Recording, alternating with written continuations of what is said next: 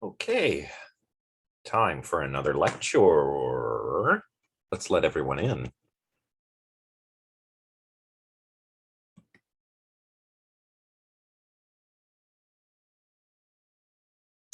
All right. Hi, everybody. Still have about 5 minutes to go, so of course we'll wait before we begin.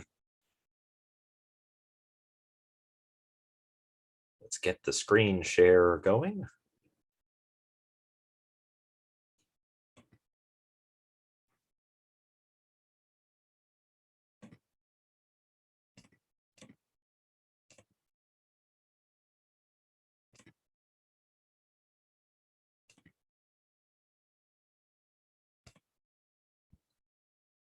Okay.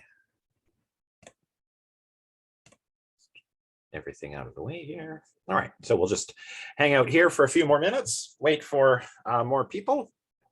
Got about 4 minutes to go. I guess a lot of people are, let's let Noah in there.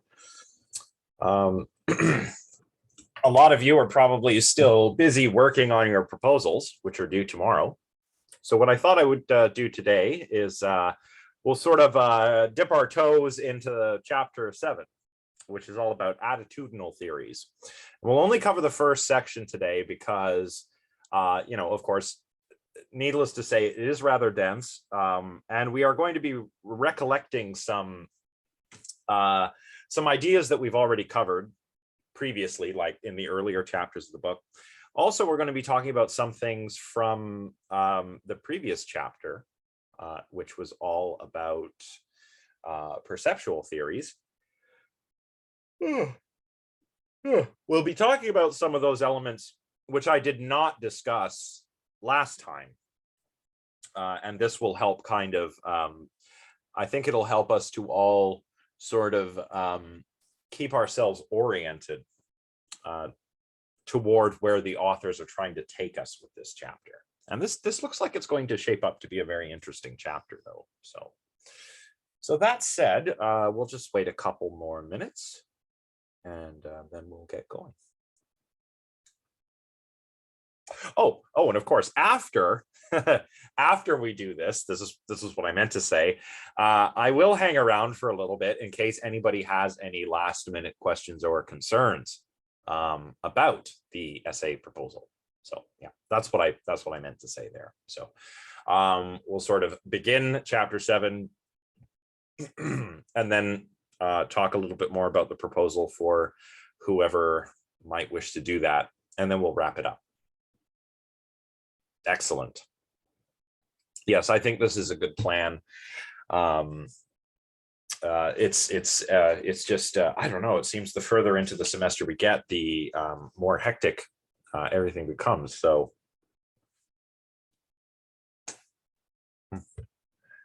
now, what time is it? 7:34. We'll wait another 2 minutes because people often show up slightly after the beginning of class as well. So just so that we can make sure we begin once most of you are here, then that's what we'll do. Let's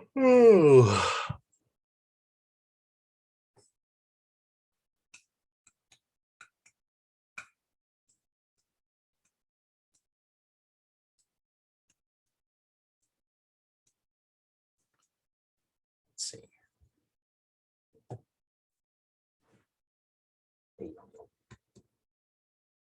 How you doing, buddy?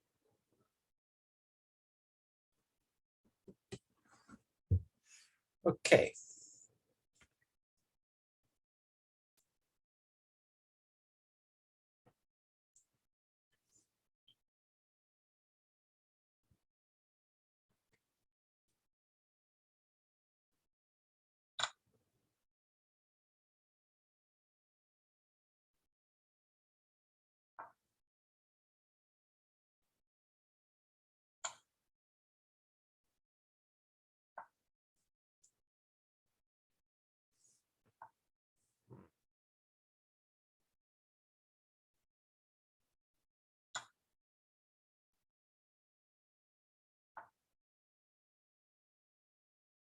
Right, 7:35 now. So I suppose we'll get going. So just to quickly reiterate for anyone who may have missed my little introductory note there, we're just going to sort of begin chapter 7, sort of wade partway into that chapter, which is all about attitudinal theories, or more specifically, the attitudinal theory of emotions that the authors present in this chapter. And then I'll hang around for a little bit and talk about the proposal, just in case anyone has any lingering questions or concerns regarding the proposal, which is due tomorrow, of course. Okay, so let's see. I wish I could put this somewhere else. Maybe I could put it up here. Yeah, there we go. That's better. So just by way of recap, or not so much recap, but drawing your attention to some things that we didn't actually discuss and fleshing them out a little bit last time. We've already learned that the perceptual theory, remember, the James Lange theory and other theories that sort of follow from it, like the theory that emotions are either direct or indirect perceptions of values. These types of theories seem promising because they sort of shine a light on the felt quality of emotions, which is something that, of course, the evaluative judgment theory doesn't do. But the authors don't think that perceptual theories really succeed, not completely anyway. That is why this is what motivates their seeking a different sort of theory, namely the attitudinal theory. And as they try and hammer out the details of the theory, what they want to do is make sure they stick to these 3 constraints, which were arrived at last time. I did skip over these in the previous chapter, but these are a couple of constraints that tell us something, or should tell us something, about what emotions must be like. And they all have to do with the sorts of things that emotions have, right? I mean, emotions, as we saw in chapter 1, have intentionality, they have phenomenology, and they have epistemology. And this means that there are some constraints that we can place on what they must be like, since we know that emotions have phenomenology and intentionality and epistemology. So what I thought I'd start off by doing is sort of talking about these constraints. Now, the authors do not think that perceptual theories, nor indeed the evaluative judgment theory, satisfies any of these constraints. But they are hopeful that the attitudinal theory will satisfy these constraints. And that's why I've sort of gone back to the previous chapter to lay them out now. And what I want to do is just read them out to you, and then we can try to unpack them as a group. So the intentionality constraint. Emotions have intentionality. So what does that mean about what emotions must be like? Well, the authors say on page 70 and 71, if emotions do indeed stand in intentional relations to values, they must do so in a way that will also satisfy the idea that emotions are typically not about these values, but about their bearers. That's interesting. So let's try and unpack this a bit. On the perceptual model, what are emotions about? Let's recap that. Or for that matter, on either the perceptual model or the evaluative judgment model, you know, emotions have intentionality on either of those theories. But what are the contents of emotions on those theories? What are emotions about on those theories? I'll open up the chat in case people feel like typing today.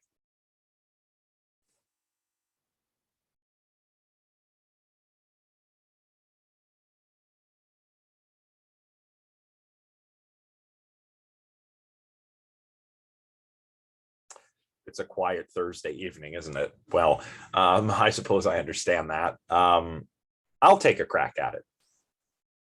So If emotions stand in intentional relations to values, they must do so in a way that will also satisfy the idea that emotions are typically not about these values, but about their bearers.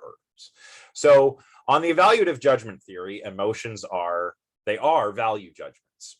So the content, the intentionality of an emotion that is a value judgment must be that evaluative property, right? Fear is about danger, right? Does everybody follow what I'm saying? Good. Excellent. Excellent. Likewise with the perceptual theory, right? If emotions are just the feelings, well, there's no judgment, right? Or at least when you take away the feelings, all you're left with is the judgment. So what are emotions about on the perceptual theory? It's a little trickier to answer, but emotions do seem to be, if we're taking a more advanced if we're looking at a more advanced version of a perceptual theory, like, emotions as direct or indirect perceptions of values, well, they still seem to be about the evaluative properties, don't they? Right? Like if I'm a perceptual theorist, and I say that my emotional reaction of fright is some kind of indirect perception of the danger of a frightening stimulus, well, then my emotion is still about danger. But there's still something funny about saying that, isn't there? I mean, emotion types seem to have objects in this way, but specific emotional episodes, I don't know. They don't seem to be just about danger. They are about the snarling dog or the spider or the snake, right? Everybody following me? Awesome. Excellent. So what they're saying here is we need a way to account for the intentional relation of emotions to values that does so in a way that satisfies this idea, as the authors say, that emotions are not about the values or evaluative properties themselves, but about their bearers. Again, about the snarling dog, about the snake or the spider. That's the intentionality constraint. EJT, perceptual theories, don't seem to satisfy this very well. But hopefully, the attitudinal theory can. What about the other constraints? Just minimize the chat here, minimize myself here, and take a look. The phenomenology constraint on page 71, the authors say of this constraint, if a satisfactory account endorses the view that it is through emotional phenomenology that the evaluative aspects of the world are made manifest to us, it should not do so by positing a mysterious perceptual or quasi-perceptual relation to values. And I couldn't help but think of Prince's theory here, which, yes, I've been sort of touting the virtues of to all of you, but this actually made me stop and wonder, like, okay, so let's say Prince is right and emotions are embodied value judgments. Okay, but what is the relation between the phenomenology of, my episode of fear? How is that an embodied judgment in relation to the property of dangerousness, right? It's kind of mysterious, isn't it? It's kind of weird. Like, I like this idea. I'm still sympathetic to Prince. I'm still like, oh yeah, that the idea of embodied judgments is a nice way to sort of hybridize, perceptual and cognitive theories of emotion. But what is the relation there, really, between the phenomenology, my felt bodily experience, and this judgment that perceptual theorists are claiming that phenomenal experience actually is, or that the change in your body state actually is? What is the exact relationship there? It's tricky. I'm curious what all of you think about that. Did any of you, if you are perhaps, perhaps the cognitive theorists in the room would maybe be more sensitive to this problem. But yeah, isn't it weird that it's if it is true that it's through our phenomenology that these evaluative properties are made salient to us? Well, how does that work? Right? Really, how does that work? They this is the phenomenology constraint, and the perceptual theory doesn't really seem to account for this relationship in a way that satisfies this constraint. So I'm curious, Robin, you said this is a little tricky. I agree. Now that I've read through this a second time, I'm like, oh yeah, actually, yeah, that is a bit mysterious. So yeah, what does everybody else think?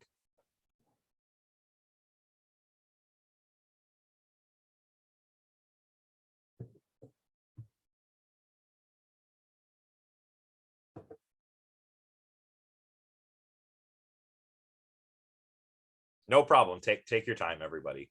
I know it's late. It's Thursday.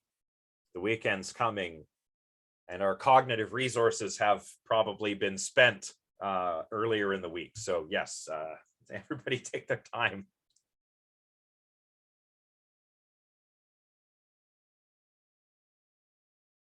I mean, one thing that I guess is kind of not that mysterious is that maybe valence can help here, right? Negative evaluative properties are usually made manifest by emotions that don't feel good, right? So there's a sort of hedonic valence kind of thing that maybe can make it a bit less mysterious, but I'm not sure if that does enough to satisfy the constraint. Isabella says phenomenological data is meant to constrain cognitive science, according to enactivist thinkers, I believe. Oh, that's interesting. I never thought about bringing enactivism into this. Yeah, but enactivism is an interesting theory of perception. Just to get a quick feel for people in the class, other than Isabella, Isabella is explaining in the chat right now. Position that argues cognitive science argues that cognition arises through, through dynamic interaction between an acting organism and environment. Enactivism is due to Kevin O'Regan and Alvin Noe, and kind of Robin. It's kind of in that camp, that situated cognition camp. Like the extended mind. It's in that area, but it's not the exact same thing. What enactivism says is that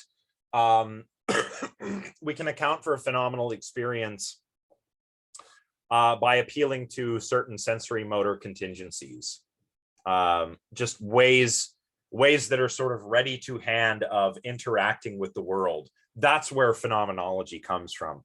I have to admit that I find enactivism a very, very weird theory of perception. I'm not convinced of it, at least not the way that Noe and O'Regan explain it. And there are certain points where I find myself thinking that it's not just difficult to understand, it's also kind of absurd, right?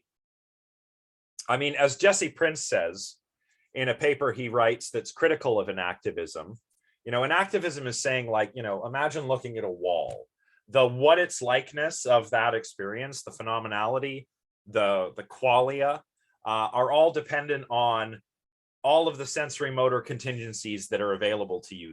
The way you look at the wall, how close you are, the lighting, the wall looks a certain way because I'm over here in the world, exercising my sensory motor contingencies in a certain way. And that just sounds funny to me. That's just okay. I mean, what does that mean? Does that mean if I smell a smell, it smells different if I smell it differently? And this is Prince's critique. Like, what does this even mean? So I'm probably the wrong guy to talk to you about enactivism. I think it's kind of a weird theory, and I'm not sure I believe it because, yeah, Yeah, Isabella, you agree. Okay. Can I ask which class you covered that in, Isabella? It was like really brief in a first year seminar, 1607, with Nadia. I'm gonna butcher her last name, so I'm not gonna say it. Nadia Slobodenyuk. Yeah, she mentioned it really briefly. I think it was in a reading, but we didn't cover it that much. But I do remember her like talking about it, how it's kind of like a very, like what you said earlier, like it's not really like set in stone. It's like very, you can argue against or for. Yeah, but I do remember it, so that's why I brought it up. I think that the most charitable thing I can say about it is that there are maybe elements of truth to it, but that as an entire theory of perception, I simply don't understand how it's supposed to work. And I don't think that's because I don't understand what's being claimed. I think it's just because it's a really weird theory of perception that seems to almost imply like that we're seeing the world as it is, and any phenomenal variations are due to our interaction with the world, and not because of anything that's going on in our head. And that's just weird, because that implies, to me at least, I could be wrong, I'm not sure if I'm understanding this correctly, but that implies to me that, you know, that's some kind of direct realism, which, I mean, I thought we were past that in philosophy, but I don't know. I don't know if anyone else feels the same, but Robin also says in the chat, yeah, it's kind of weird. It doesn't really make sense. Like sadness different based off the sadness of the environment I'm in, like sadness is sadness at the end of the day, or like fear is very much a bodily reaction. Yeah, I don't know how this would work with emotions. But yeah, I guess inactivism is also mysterious and quasi-perceptual. I have no idea, really. It's a strange theory. It's a strange theory. But that's the phenomenology constraint. Basically, like we don't want anything mysterious. We want something straightforward, straightforward and simple, right? What about the epistemological complaint? Let's talk about that before we go further down this inactivism rabbit hole. Oh, I've got a typo there. Whoops. So the epistemological constraint: if emotions are privileged, even perhaps indispensable, sources of justification for evaluative judgments, this should not make us forget that emotions essentially depend on the fact that other cognitive states provide them with their objects, right? Remember in the earlier chapters when we talked about cognitive bases for emotions? This is what the authors are talking here, you know. Emotions could serve as justification for evaluative judgments, right? Like in the example of being told an offensive joke, my offense, it provides a justification for my belief that the joke was offensive, right? That's what they mean here. Even if that's true, they're saying, this shouldn't make us forget that emotions still essentially depend on other cognitive states providing the objects of emotions, right? So that's the epistemological constraint. Is everybody clear on what the authors are saying there? If not, I think this constraint actually becomes a lot more clear in the second section, which we're about to take a look at. So Isabella says yes, Robin says yes. Good. Yeah, this does become much clearer in the next section. And really, I should have probably talked about it last time, but then it would have taken us like 2 weeks to get through that chapter, and that's crazy. So yeah, no, not when we have essays to write anyway. So let's move on to begin to talk about the attitudinal theory. What time? Okay, we've still got lots of time. So the present chapter is all about the attitudinal theory of emotions. And the authors say here, according to this attitudinal theory, an emotion is an attitude toward an object, an attitude which it is appropriate to have when the latter exemplifies a given evaluative property. Pretty straightforward. So what we'll do today is again, mostly just talk about the first section. The first section deals entirely with this distinction between attitudes themselves and their contents. And they spend quite a bit of time talking about this because it's rather important. So we're going to spend quite a bit of time talking about it as well. Hopefully shore up some of our knowledge and set the stage to finish off this chapter next week. So, and then after we've done this, we'll start exploring the idea of emotions as felt bodily attitudes. So there's still an embodied sort of aspect to this. It's just not perceptual, right? So that's kind of interesting. I think we need to keep the embodied approach, even if we're not going to take this perceptual avenue toward explaining the emotions. So attitudes and contents, what is the difference between the two? Well, in the past, in previous sections of the book, the authors here have argued that values are the formal objects of emotions. So evaluative properties, values, are the formal objects of emotions. But what does that even mean? And, you know, we wondered this earlier when we were talking about formal objects. And I admit that even I was not entirely sure what the authors meant here. What is the formal object? I'm not kind of sure. I think it's the object, it's the content of something in a formal system, is the answer I gave at the time. But the authors here clarify this quite a bit for us. It's really nice the way they clarify it. They offer some examples to try to tell us what they mean by formal objects. So everybody keep in mind, values are the formal objects of emotions. Okay, cool. So emotions are, in some sense, values are in some sense what emotions are about. In some sense. What kind of sense? Well, look at these other examples to try and clarify. Truth is the formal object of belief. Truth is the formal object of belief. Okay. What does that mean? Well, usually when we adopt beliefs, remember, beliefs are attitudes, pro-attitudes or propositional attitudes. When we adopt an attitude of belief toward a proposition, it's because we think the proposition is true.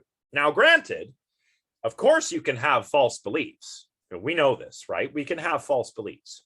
But if you endorse a proposition, if you adopt the attitude of belief toward a proposition, such as coffee is delicious.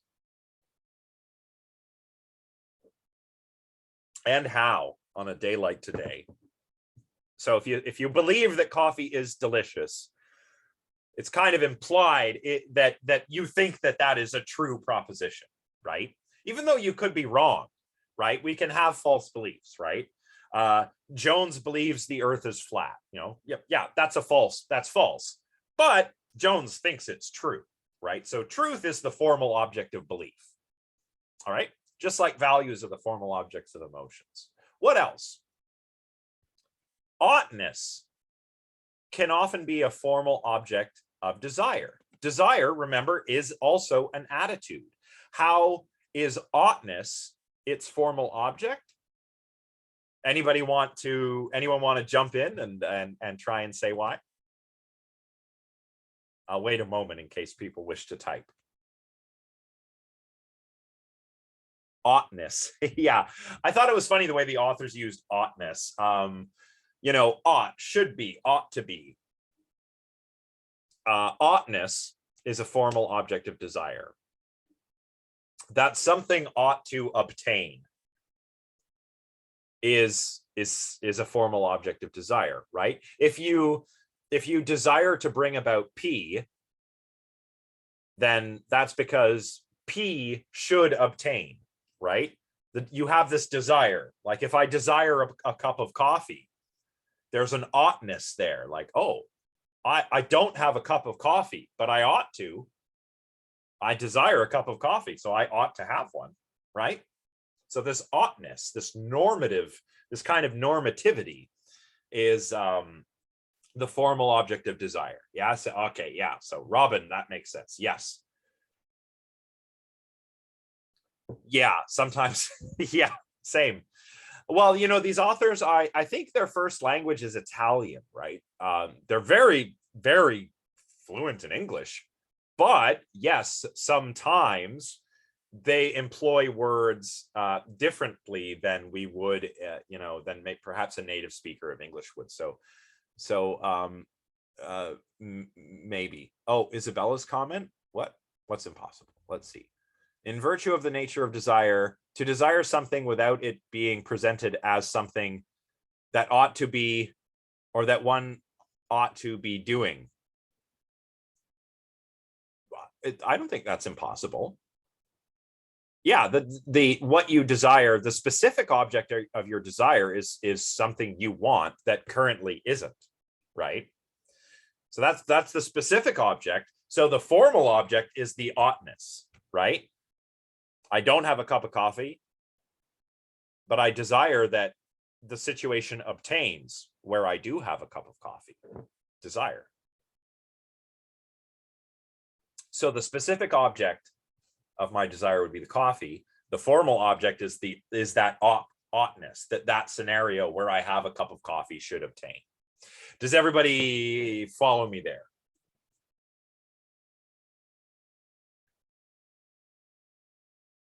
I'll just wait a moment, just in case people are chatting. Yes. Okay, good. Robin follows me. Excellent. Right. A couple of other interesting ones. We can do this for all kinds of mental states, and the authors do. And I think this is actually very helpful. Possibility could be a formal object of supposition, right? Imagine if I adopt the attitude of supposition and I suppose something, right? Yeah, you've nailed it there in the chat, Isabella. Exactly. Desire, well, I wouldn't say it aims at oughtness. I would just say its formal object is this oughtness, in the same way that the formal objects of emotions are values, right? So yeah. And in a similar way, possibility might be a formal object of supposition, right? Like if I suppose something, you know, if I'm supposing what could be the case, well, possibility is the formal object, because I'm thinking about what might obtain or what might not obtain. Exactly, Robin, exactly. Because if I'm supposing, whatever I'm supposing, there's always that question of whether it's possible or not. And similarly, probability could be a formal object of conjecture. If I make a conjecture, right, then the formal object is the probability of whether or not the thing I'm conjecturing about will obtain or has obtained. So that's formal objects. So these formal objects all stand in the same relation to those attitudes as values stand in relation to emotions. Emotions are attitudes on the attitudinal theory, right? They are attitudes. They're not judgments. They're not perceptions. They're attitudes. And they have a formal object, and the formal object is value or evaluative properties. Nice and straightforward. I like this. Now, in a lot of theories of mental phenomena, formal objects help us to individuate different types of mental states, right? We've just done this, right? Truth is a formal object that individuates belief, right? Just as oughtness is something that individuates desire. These are things that these different formal objects are what make beliefs and desires, among other things, different kinds of mental states, right? And of course, we note that we can have different kinds of mental states about the very same state of affairs, right? One person can be afraid of the dog, and another person can think that the dog is amusing, is an example that the authors use in the text. So now we can individuate different attitudes like beliefs and desires and emotions, and we can also individuate the objects that they're directed at. So this is very good. This is very helpful. So that's some of the difference between attitudes and contents. Attitudes and contents together can also help contribute to the correctness conditions of mental states, right? Because remember, beliefs, desires, and emotions the authors are arguing here, are all types of attitudes. So they say, for example, on page 77, for example, it is because Sam adopts the attitude of belief toward P that the correctness condition of his mental state is the truth of P. The correctness condition would be the truth of Q were he to take this attitude toward Q. And it would be the probability of P were he to adopt the attitude of conjecture towards it, right? So Sam here in our example, depending on the attitude he adopts, if he's adopting the attitude of belief, then, the correctness condition turns on the truth of whatever proposition he believes in. But if he conjectures about P, then the formal object, the correctness conditions would be the probability of P occurring. So this is important. The different attitudes together with their content, which is not the same as their formal object. Content is the specific object, not the formal object. This helps to distinguish between different kinds of attitudes, between beliefs, desires, and emotions, but also it helps us to distinguish the content, the specific objects, and the correctness conditions for all of these attitudes. And that's really great. So, any questions thus far? I know that was a mouthful there. That was a lot of information there. But anyone, so if anyone's not sure about anything I just said, go ahead and let me know. I'll wait a moment here just in case somebody types something.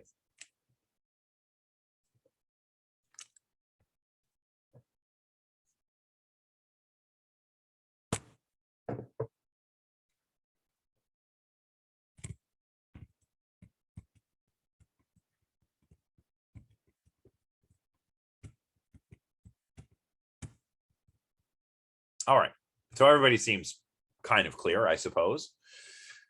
So the authors also claim, and I think they're probably on the right track here, is that ordinary language motivates the application of this very distinction that we've been talking about to the emotions. So emotions, as I said a moment ago, are thus attitudes that we take toward, some content, a specific object, right? So emotions are attitudes we take toward a content. We take the attitude toward, the snarling dog or the spider or the snake. But the formal object is some value, danger in this case, right? That's why the authors say, again, from page 77, in fearing the dog, we have an attitude towards the dog. In being angry at John, we have an attitude towards him. And in both instances, the correctness conditions of the mental state are determined by the respective contributions of the attitude and content in question. What type of attitude are you dealing with? And is the content correct or not, right? If you have the attitude of belief toward P, or P, the specific proposition, is the content, is that proposition true? There's your correctness conditions. So, wow, we're getting really epistemological here. This is cool.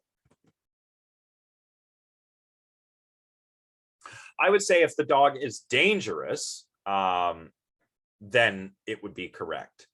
And of course, it's not always clear, we can always think of a counterexample. Most snarling dogs we might take to be dangerous. But what if it's my dog, right? She's tiny. She's probably not a threat to an adult human, even if she's snarling at you, right?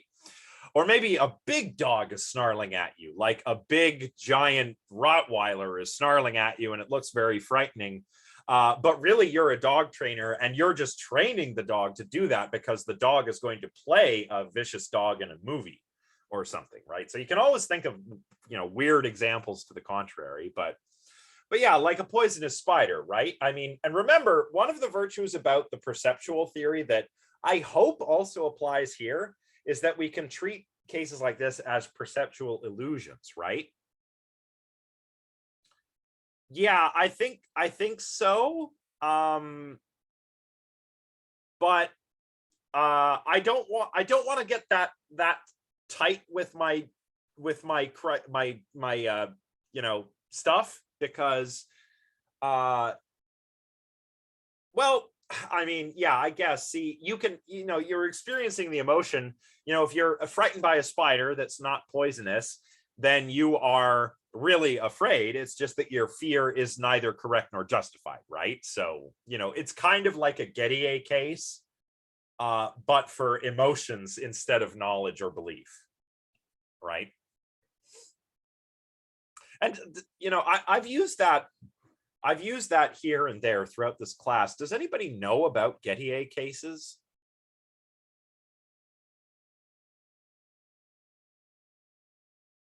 No, eh?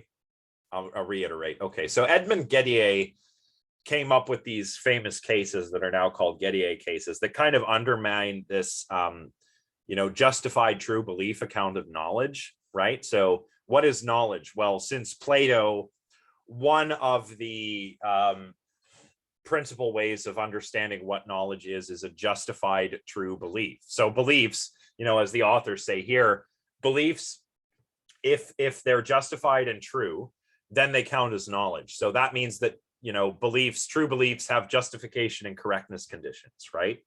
But Edmund Gettier came along and said, well, you know, you can easily think of cases where there are justification and correctness conditions that are satisfied, and it still doesn't seem to count as knowledge, right?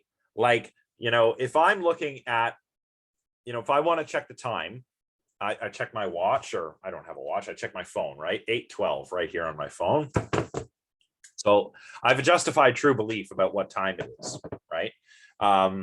It's justified because I have a reliable timekeeper, and I can see here, oh, 8:12, that's what time it is. And it's true because it really is that time where I am right now.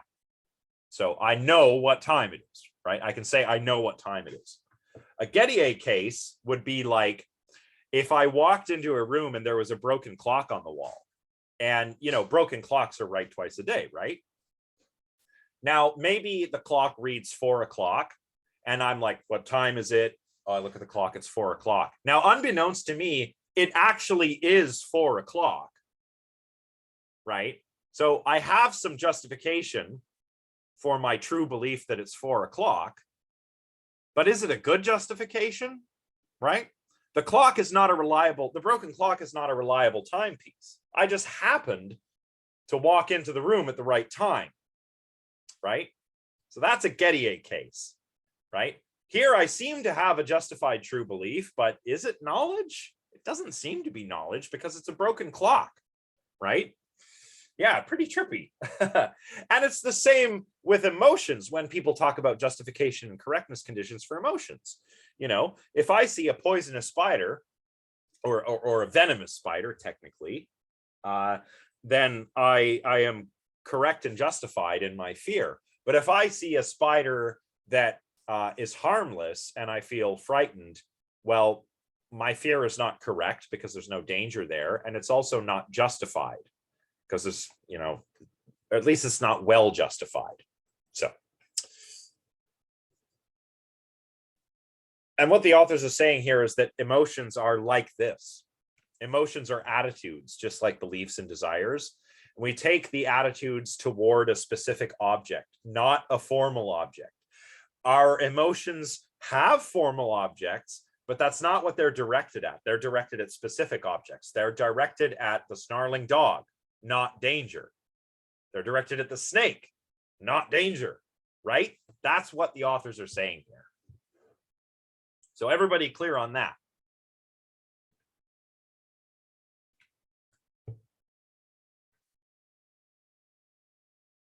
Looks that way. Looks like everybody's clear. Nobody's saying I have no idea. So I'll take that as a yes. So let's move on to the next slide. Just minimize this here so I can read properly. Okay, so what do they say next? Well, Deonna and Teroni say, if we now take the idea of evaluative properties as the formal objects of emotions at face value, danger in the case of fear, offensiveness in the case of anger, this appears to imply given the other examples of attitudes we have considered, that the fact that emotions have evaluative properties amongst their correctness conditions traces back to the fact that they are specific attitudes, namely evaluative attitudes, and not to the fact that they have a specific content. This is the kind of long sentence that I want everyone to avoid in their proposals and in their essays. Not to be overly critical of the authors, but Jesus, that's not a sentence, that's a paragraph. So avoid long sentences like this. Also, what are they saying here? Let's try and hash this out. So we're taking the idea that evaluative properties are the formal objects of emotions. What does this imply? It implies, they say, that emotions have evaluative properties amongst their correctness conditions. And this traces back to the fact that they're specific attitudes and not that they have a specific content. They're evaluative attitudes. So the correctness conditions trace back to the fact that they're evaluative attitudes, and the correctness turns on whether the right formal object is there. And it's not about their specific content. It's not about the dog or the spider. It's because they're attitudes that have formal objects, and the episodes of emotions have particular objects, but the emotions themselves, what individuates them and what allows us to say this emotion is correct or not correct, is because they are evaluative attitudes, in the same way that we can say beliefs are correct or not if they are true or not, right? Okay, I'm going to stop again here and just make sure that people are following me, because I know that this is a bit of a mouthful.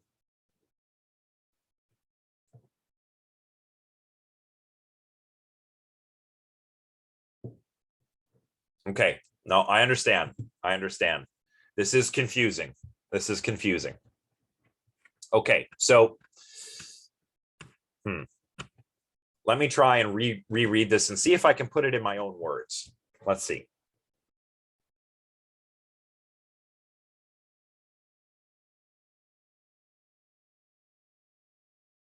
So the fact that emotions can be right or wrong by virtue of the evaluative properties, by virtue of their formal objects, tells us something about emotions. It tells us that emotions are specific attitudes, evaluative attitudes. Fear is about one evaluative property. Anger is about another evaluative property. It draws our attention to that fact rather than to the fact that they have a specific content, a specific spider or a specific dog or a specific person. Does that make sense?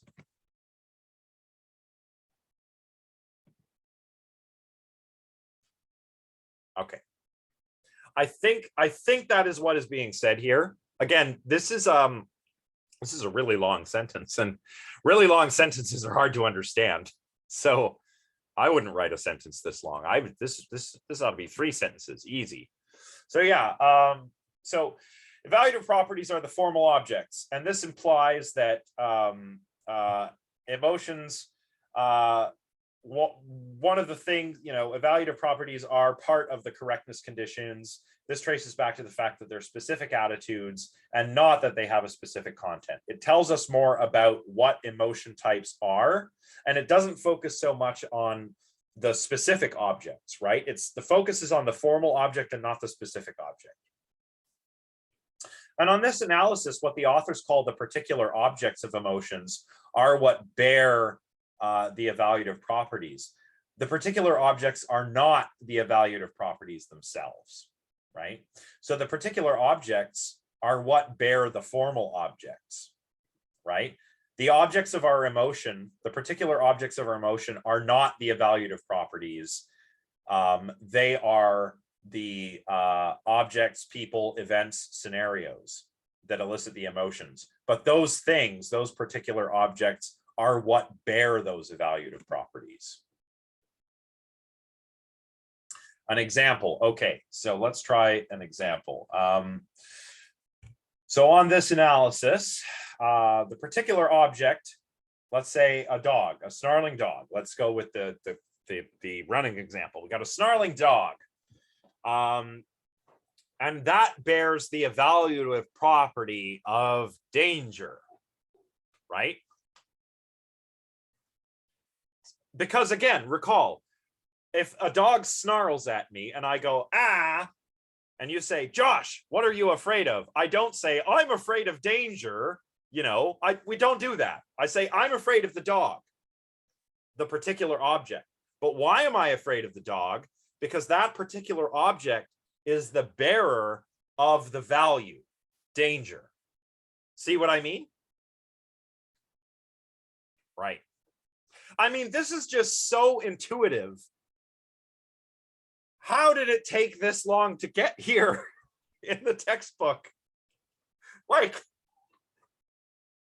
this is just so straightforward and makes so much sense. Why? I like this book. I really do. But oh my God. I think I'm going to save this book for like, if I ever do like a graduate seminar on emotions, because it's just so darn dense.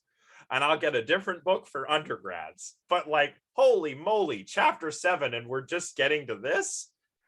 Yikes. Of course, Deonna and Teroni, if you're watching, I'm a big fan. Love your work. Anyway, we should continue. So those are, you know, those are, that's the difference. That's the difference here. So emotions are about particular objects instead of being about the properties. Because again, who says I'm afraid of danger? I mean, yeah, it's true. Like, if you ask me, Josh, are you afraid of dangerous things? Well, I suppose I am, right? Because that's what fear is for, to protect us from things that are dangerous. But in everyday language, you know, we just don't do this. We say, oh, I'm afraid of snarling dogs. I'm afraid of venomous snakes and spiders.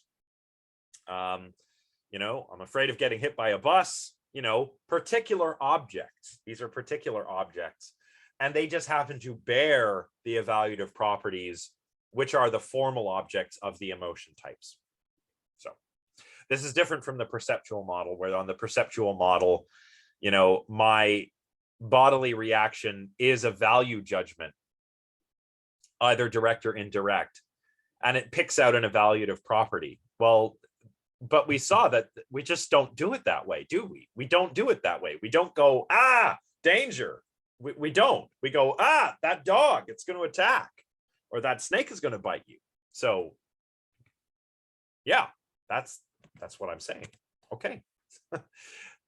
Yeah, Robin, I agree. I think this is the most intuitive, and I'll be honest, you know, it's got me rethinking some things, because you know, it's been quite a while since I had my last deep dive into perceptual theory. And of course, I've started, I mean, my personal emotion learning journey started with Richard Lazarus, who's a cognitive theorist. His theory is called the appraisal theory. And then I went on to Prince, who basically just embodies this cognitive approach. You know, he takes it and he says, okay, yeah, this appraisal theory combined with the James Lange theory, modernized, so that, yeah, we are making appraisals, we're making value judgments, but they're embodied. That did make a lot of sense to me, but it's really like some of the epistemological discussion in this book, particularly in this chapter and the last chapter, has really got me rethinking that. And I kind of think like, yeah, this is kind of maybe makes a little bit more sense. So, you know, and there's still room for embodiment. There's still room for the felt quality. We're not saying that emotions are perceptions, they're attitudes, but they're embodied attitudes, they're felt attitudes, right? So I can have my cake and eat it too. I can have my embodied cake and eat my judgments too, or whatever, right? So this is where we get from here. This, of course, leads us to the following important question. If the relation with evaluative properties cannot be handled by having them figure in the content of the emotion, because evaluative properties are not the content of emotions, right? Because they are the formal objects, not the particular objects. So they don't figure in the content of the emotion. To continue, but has rather to do with there being specific attitudes, right? The formal object of danger, our formal object of fear is danger. That's what makes fear a specific attitude. It's a specific kind of emotion. How exactly are we to understand emotions as conceived as evaluative attitudes? Well, we'll explore it as emotions conceived as felt bodily attitudes. Like I just said, this is a very embodied approach, which I like because I'm a very extended mind, embodied cognition kind of guy. So I like this. Excuse me. So that's all I wanted to do so far. I mean, the unfortunate thing is the next section is quite long, and there's no way we would have been able to cover it all with the rest of today's lecture. And I feel like it'd be better just to do like one section at a time. When I did the perceptual theories lectures, I kind of did 1.5 sections and then picked up the half of the section and then another section, and that got a little bit confusing. So I don't think I'm going to do that. I think I'm just going to save the rest for next time. At least the next section, the section entitled Emotions as Felt Bodily Sensations. But what I will do, since we do have some time left, is stick around and ask you if there's any questions or concerns regarding the essay proposals or the essays, because look, I say it all right here, you guys are all real busy. I'm real busy. I cannot do justice to the rest of this chapter today, but what I can do is help you out if you need it. So yeah, does anybody have any last minute questions or concerns that they'd like to hash out with me over the next, say, 15 or 20 minutes? Whoops. I have a quick question. For the abstract, because for the abstracts that I've written before, they were usually asking for like outlines and like kind of like a step-by-step, how is the essay going to be, and they want references to the material that you'll be citing and all that stuff. But from looking at the template that you provided us, it seems like you're kind of asking us also for like, oh, what do you think it'll look like? What are you interested in? So it's less formal. It's almost like just, what are you thinking? So I guess I'm just like, does it not need to be like strictly structured, or like, oh, this is exactly what I'm going to be talking about? No, it only has to be, you only have to give me what I'm asking for, like just a general like area, then the thesis, and then a rough plan of how you envision things going, right? So the only structure that I'm asking you to provide is what's sort of given in the template. Because we all know that you can plan out an essay in its entirety, and rarely do essays go the way you think they will. So yes, yeah. So I was like, because like I didn't go through every single reading that I found, so I That's just kind of found, okay, good. Yeah. It's like okay if I don't know like exactly where it's going, but like I know the general idea.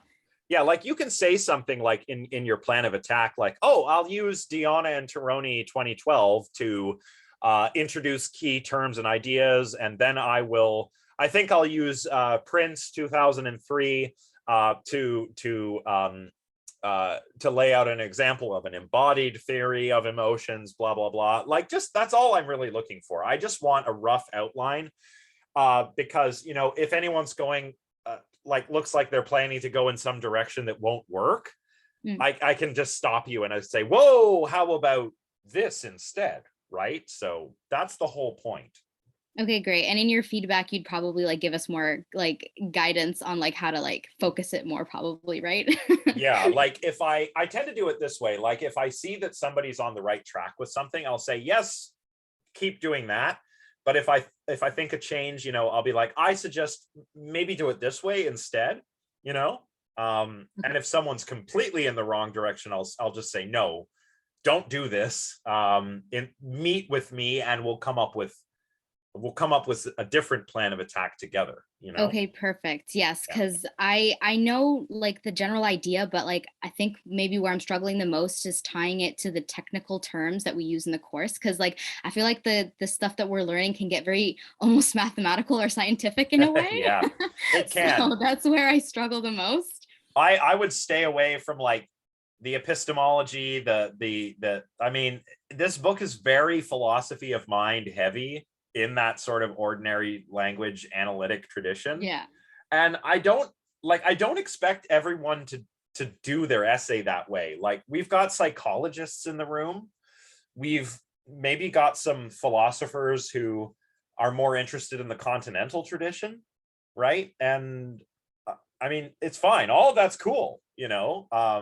Don't feel like you have to do it exactly the same as the textbook authors do. I certainly wouldn't. You know, I have a much more, I mean, my style of writing is conversational and it's dialectic, but it's still conversational. Whereas this is like super dialectic and considering every last possible counter argument, right? So yeah, like especially because I'm a journalism major, so we definitely like the simple words. Yeah. So sometimes I read this and I get so boggled. That's fine. You know, put like a science journalist hat on, and that's your writing style, and I'm fine with that. That's okay, you know, like 100%, no problem. Okay, perfect. Thank you so much. No problem. Becca in the chat asks, what would a really good proposal look like? What are you marking it based on? So as I said in the couple of lectures, you know, the how to write an essay in a workshop, I'm going to grade you on how well you express what you think you will be doing to me, right? For your area of interest, you don't have to get super specific, but you need to identify an area and clearly explain it to me. You know, like if you're writing, you know, one of the suggestions I like is robots and AI and emotions. So if you're writing a paper on that, tell me a little bit about that area, right? Tell me a little bit about affective computing or social robotics, stuff like that. You know, just explain enough so that I understand what your research question or your thesis statement is about, right? And then for your plan of attack, sometimes these are a little more sketchy. Sometimes they're super detailed, but I just need you to tell me how you envision your argument unfolding and how you will use the evidence that you plan on gathering. And if you do this in a clear and concise way, and you tell me enough to understand what you're doing, you will do well. I'm sorry that I don't have a rubric that's more specific than that, but I'm not really a rubric person. It's more like I know a good thing when I see it, because I've read lots of them over the years, right? So I don't know. I'm not really a rubric guy, but everything's got to be clear, concise, and enough information has to be there for me to really understand. If I've got questions, if my comments are like, "What do you mean? What about this?" then there's not enough information there, right? But always remember, the primary aim here is not like to separate the A students from the F students so much as it is just for me to help give you guidance on this assignment. Okay, so Amanda's raised her hand. So go ahead, Amanda, and then I'll deal with the next question in the comments. Yeah, awesome. So I just I'm not too sure if it's like a weird question or not, but I'm just like trying to narrow down on my topic. I'm a sociology major, so and I've never actually taken a philosophy course except for this year. So I'm like trying to like figure out how to like pick a good topic and all that. So I don't know. Do you have any like tips or anything like for when I'm trying to choose it? Well, I like to go with what I find just interesting, and also what you can tie into perhaps something that you are more familiar with. So maybe there's some sociological research that deals with emotions. Like maybe there's as I've said to students in some meetings recently, The interesting questions occur where different areas of inquiry bump up against each other, right? It's almost like you know, like at the intersections, right? You know, I don't mean like intersectionality like as it's studied in sociology, but like, you know, like my area, social robotics, cognitive science, and philosophy. When those areas bump up against one another, it's at those intersections where the interesting questions arise. So perhaps, you know, as a sociologist, maybe there are some interesting questions related to the emotions or affect in sociological research that kind of bump up against the philosophical questions concerning the emotions. And that's where you're going to find the interesting stuff, I think. And of course, the alternative is just to go with something that you're just interested in, regardless of whether it's in your area of expertise or not. So that would be my first bit of advice. I guess I'd follow that up by asking you, you know, what are you thinking of? Do you have any ideas now or any interests now that might, you know, help you generate these questions? Okay, yeah, thank you. I'm still like thinking on it and like trying to like bring everything together. So yeah, I'm not too sure right now, but yeah, I'm gonna look at it just after the class. Okay, let me know if you'd like to meet at some point as well, if just like kind of hashing it out over a Discord meeting would help. Okay, thank you so much. I can try and do that. Yeah, no problem. Okay, and then we have a question in the chat. Okay, Narmeen asks, is it okay to have an area of interest in emotions from a psychological point of view? Absolutely. Obviously still tying it with our class context, but would that be okay? Yeah, totally. You know, because I'm a cognitive scientist, so you know, I got this weird mixed bag of philosophy, psychology, AI, linguistics all together, you know. So yeah, totally. I know this is a philosophy class, but as I said a moment ago, you know, I know we have some psychologists in the room.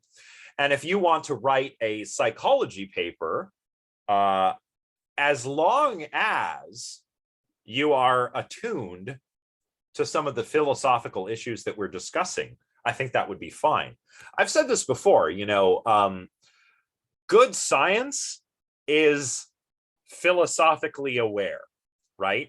A good scientist should know about epistemology and maybe a little bit of metaphysics, right? Like a good scientist should know that. And a good philosopher should know how empirical research works. They should be scientifically literate. They should at least have a general idea of like, you know, like null hypothesis significance testing and stuff like that. So, you know, if you're a psychologist and you want to write a psychology paper, that's fine. But make sure your discussion bears on some of the philosophical aspects of what we're doing.